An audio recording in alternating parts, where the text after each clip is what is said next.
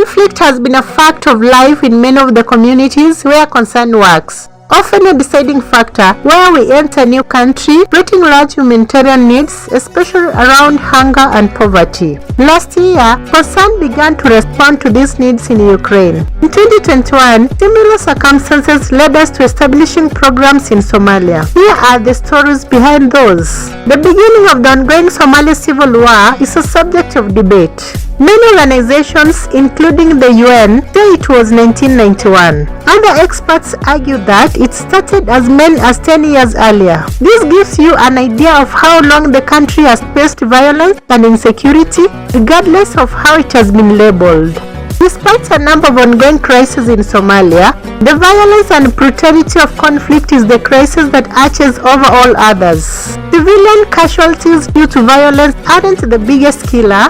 However, 3 decades of instability have weakened the country's health system and undermined other key aspects of its infrastructure. These issues have increased due to the current drought crisis across the Horn of Africa. In Somalia, all of this has left 7.8 million people in need of humanitarian aid, over 5 million of whom are children. Huge portions of the country are not under government control.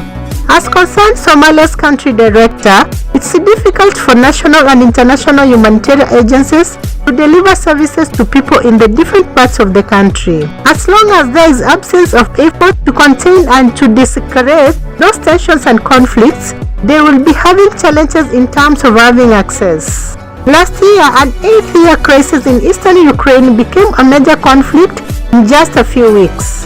On February 21, 2022, the Russian Federation officially recognized the independence of 2 non-government-controlled areas in Ukraine along the Russian border, Donetsk and Rusaka. 2 days later, Ukraine declared a nationwide state of emergency. On February 24th, Russia announced a full-scale military operation. What is happening? Good people? Within the first 24 hours of fighting, the Office of the United Nations High Commissioner reported 2040 civilian casualties, including 34 deaths. The violence has not abated, and intense fighting has spread across the country.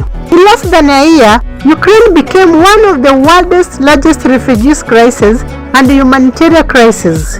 Within 7.9 million refugees, 6.5 million Ukrainians displaced internally, and 17.7 million requiring some form of humanitarian assistance. That's all for today. Thank you so much for watching. There will always be next time. Bye bye.